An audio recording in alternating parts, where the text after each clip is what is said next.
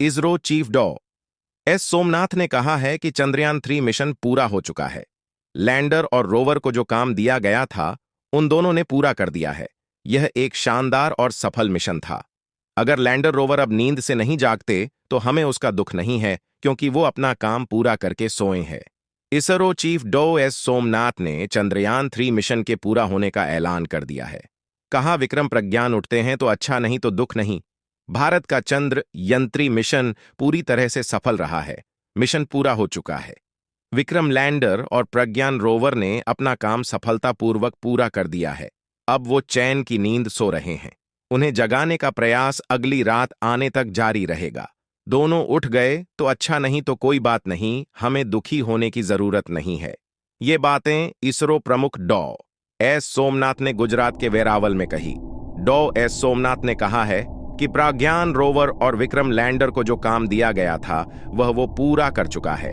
अगर अब वो नींद से बाहर नहीं भी आते हैं, चंद्रयान-3 मिशन सफल रहा है।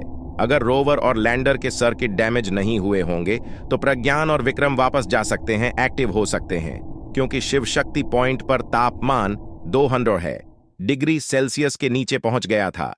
वैसे जब तक सूरज और चांद रहेंगे, तब तक चंद्रयान-3 चंद्रमा पर मौजूद रहेगा।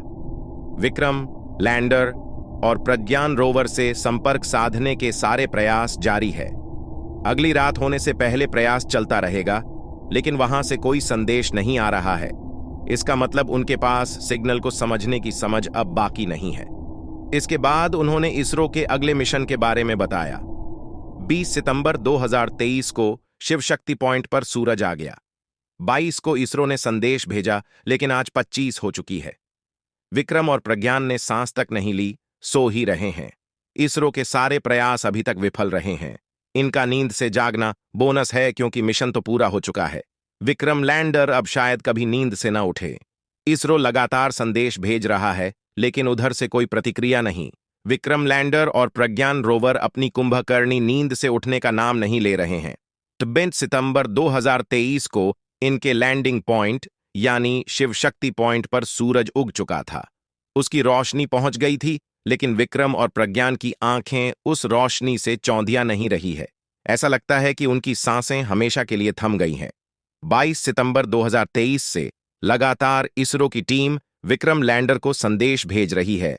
ऑक्सीजन जैसी कई जरूरी गैस और खनिजों की मौजूदगी की पुष्टि हुई है। यह दुनिया का पहला मिशन था जिसने चांद के दक्षिणी ध्रुव पर अपने पैर जमाए थे। चांद पर सॉफ्ट लैंडिंग करने वाला भारत चौथा देश था।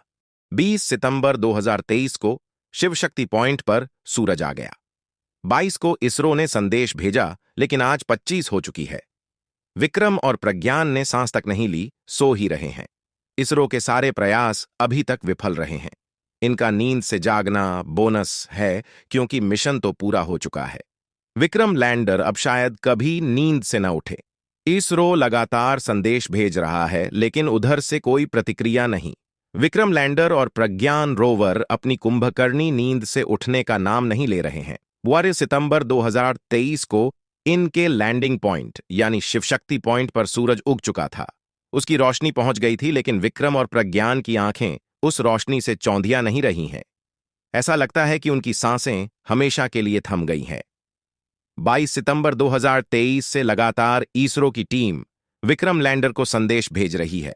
ऑक्सीजन जैसी कई जरूरी गैस और खनिजों की मौजूदगी की पुष्टि हुई है।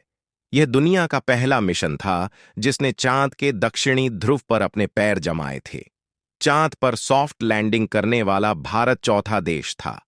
प्रज्ञान रोवर नहीं छोड़ पाया। चांद की सतह पर देश और इसरो का निशान चांद्रयान-3 का रोवर, प्रज्ञान चांद की सतह पर राष्ट्रीय प्रतीक चिन्ह और आईएसओ के लोगों की छाप चांद की सतह पर स्पष्ट तौर पर नहीं छोड़ पाया। यानी शिव शक्ति पॉइंट के आसपास की जमीन पर मिट्टी कम, पत्थर ज्यादा है। दक्षिणी ध्रुव के आसपास का इलाका और खास तौर से शिव शक्ति पॉइंट का इलाका भविष्य में इंसानी बस्ती के लिए चुना जा सकता है। ऐसे में इस सतह की जानकारी होना बेहद जरूरी है, जैसे वहां ड्रिलिंग कर सकते हैं या नहीं, पानी है या नहीं, सतह मजबूत है या नहीं, सतह के नीचे का पर्यावरण कैसा है। इन सब जानकारियों का फायदा फ्यूचर में होगा। आइए Saroj, Chandrayaan 3 Indian space research on organisation ISRO के अध्यक्ष सोमनाथ ने रविवार को बड़ा बयान दिया है।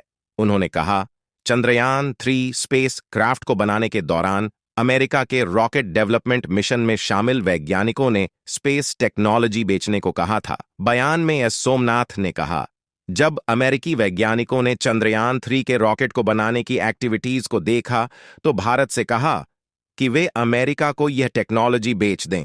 एक प्रोग्राम में एस सोमनाथ ने कहा, वक्त बदल गया है और भारत बेहतरीन इंस्ट्रूमेंट्स और रॉकेट बनाने के काबिल है।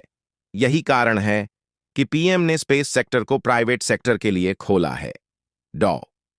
एपीजे अब्दुल कलाम फाउंडेशन की तरफ से आयोजित कार्यक्रम में ईस हमारा देश बहुत ताकतवर राष्ट्र है। आप समझ गए? नॉलेज और इंटेलिजेंस के स्तर के लिहाज से हमारा देश दुनिया के सर्वश्रेष्ठ देशों में से एक है। चंद्रयान 3 मिशन के लिए जब हमने स्पेस क्राफ्ट को डिजाइन और विकसित किया तो हमने jet propulsion lab NASA JPL के एक्सपर्ट्स को न्योता दिया, जो सभी रॉकेट और सबसे मुश्किल मिशन पर काम करते हैं।